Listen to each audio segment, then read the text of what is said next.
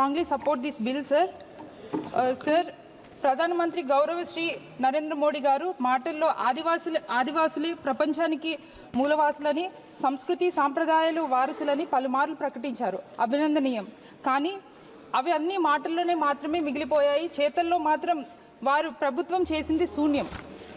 ఆర్థికంగా సామాజికంగా అభివృద్ధికి ఆమడు దూరంలో ఉన్న నా ఆదివాసీ గిరిజన ప్రాంతం స్వతంత్రం వచ్చి 77 సంవత్సరాలు అయినా ప్రగతి శూన్యం. ప్రపంచమంతా అభివృద్ధిపై పరుగులు తీస్తుంటే గిరిజన ఆదివాసీ ప్రాంతం మాత్రం కనీసం కరెంటు లేకుండా, రహదారులు లేకుండా, తాగునీరు సదుపాయం కూడా లేని గ్రామాలు అనేకం ఉన్నాయి. సెల్ ఫోన్ అంటే ఏంటో తెలియని అమాయక ఆదివాసీ జీవితాలు నేటికి దుర్భరంగా ఉన్నాయి. కనీసం దానికి కారణం ప్రభుత్వాలు ఆదివాసీ గిరిజనుల సంక్షేమాన్ని పట్టించుకోకపోవడం అని నా అభిప్రాయం. గిరిజనులకు రాజ్యాంగం ద్వారా కొన్ని ప్రత్యేక హక్కులు, చట్టాలు కల్పించబడ్డాయి. అందులో ఒకటి 1/70 చట్టం. ఈ చట్టం ప్రకారం షెడ్యూల్ తెగలకు భూభాగంలోని పూర్తి హక్కులు, అధికారాలు స్థానిక గిరిజనులకు మాత్రమే చెందుతుందని అక్కడి ప్రభుత్వం కూడా ప్రైవేటు సంస్థగానే పరిగణించబడినది. కానీ ఈ చట్టం నేడు ఉనికి కోల్పోయింది.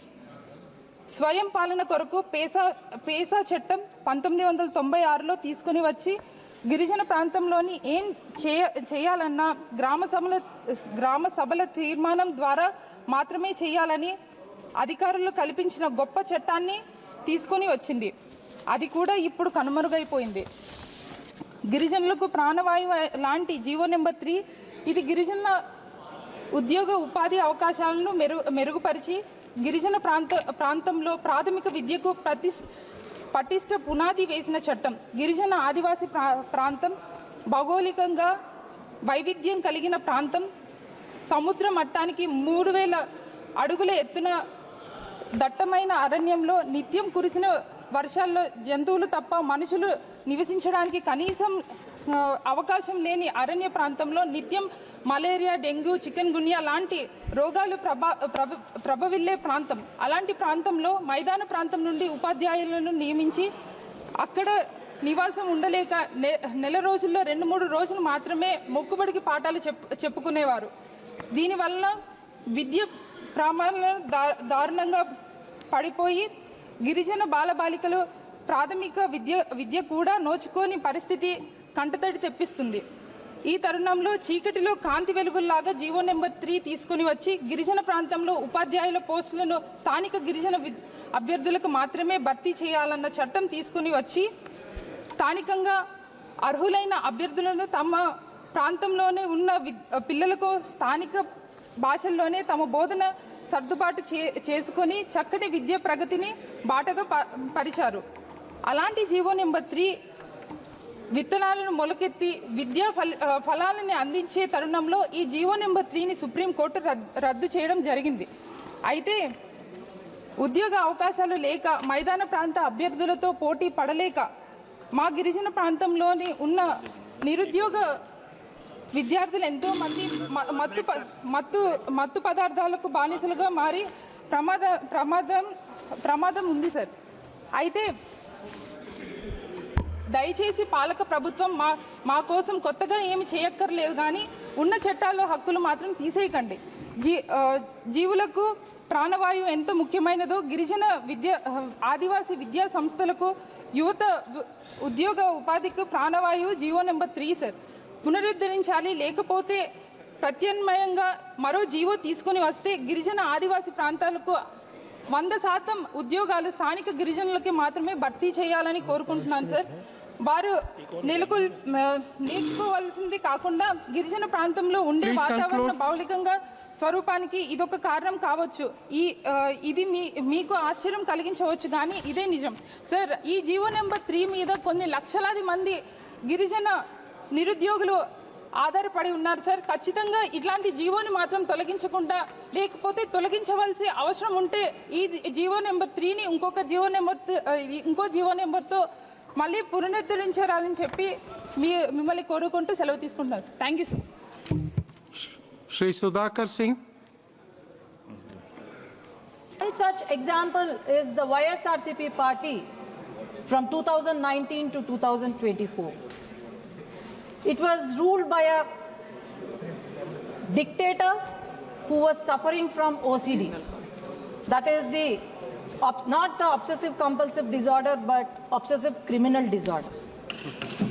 Sir, I can tell you very clearly that every one chapter of 22, every single chapter, 22 chapters of the Constitution was misused in Andhra Pradesh during the last 5 years. No one is misleading. You should have spoken this 5 years back, Kindly, not now. Sabri, kindly you address to chair. I think so. Nothing will go on Sir, record except Dr. about Sabri. 86,000 crores of rupees which belong to the welfare of SC/ST category under SC/ST subplan were misutilized and diverted for their personal use, which is violation of Article 14. And then about 1,600 crores were diverted, which was supposed to be used for the health, was diverted for their personal use or Navaratnalu, which even did not do well because of the corruption of the leaders there. And about 9 lakh acres of government land was transferred to the private properties or binamis of their government. Sir, our state, we were very proud of our state when the state got divided, that Amaravati was the capital. But after YSRCP has come, and this Amaravati the stone was laid by Honorable Prime Minister Narendra Modi ji. And it was not just built with bricks and mortar, but hopes and aspirations of people of Andhra Pradesh.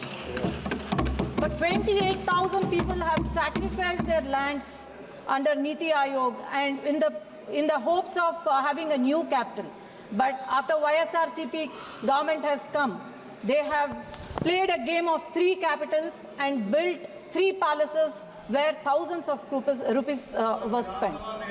Example, Rishikonda. Example was the Rishikonda Palace. Sir, as I tell you, the volunteer system that has brought by the YSRCP government, they were just the pawns in their political game. And they were used for election campaigning. They were used for deleting the voters list, NDA, who belong to NDA party, deleting about 15.8 lakh false voters were identified by the Election Commission. Our state was very famous globally for ease of doing business. But after YSRCP government has come, companies were scared of doing business. Lulu Group was kicked out of the state, whereas Franklin Templeton shunted out. Kia Motors was harassed, and this goes on. Instead of doing ease of business, they had ease of taking bribes, I can tell you.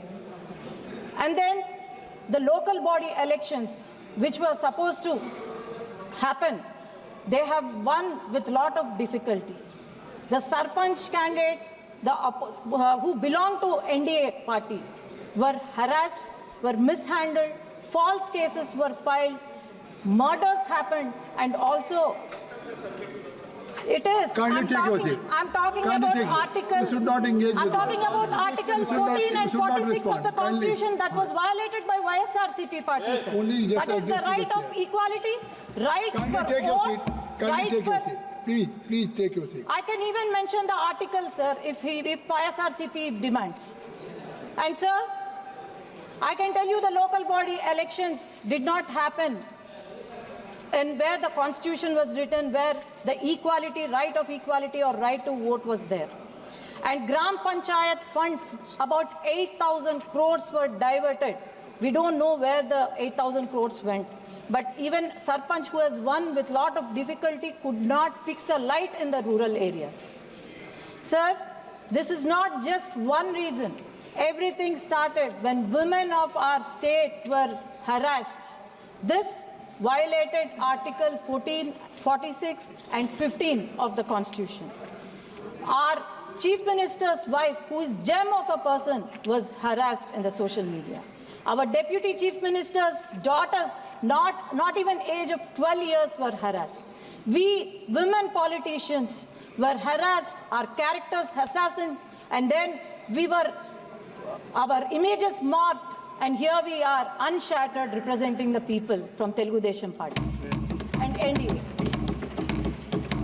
And our Chief Minister's arrest, which is a violation of Article 14 and also 46 and also 21, that happened in my very own constituency. He was arrested and placed behind the bars for 53 days surrounded by Maoists. This is the day when our state has undeclared emergency. This is the day when people of Andhra Pradesh have decided, I can tell you a dialogue, అందుకే జగన్ గారి కుర్చీ మడత పెట్టి ఆంధ్ర రాష్ట్ర ప్రజలు ఇంటికి పంపించేశారు. So this is not the victory of NDA, but the victory of justice, equality, and also law. And also the confidence they had on our leader, our visionary leader, our savior of Andhra Pradesh, our Honorable Chief Minister Nara Chandrababu Naidu garu.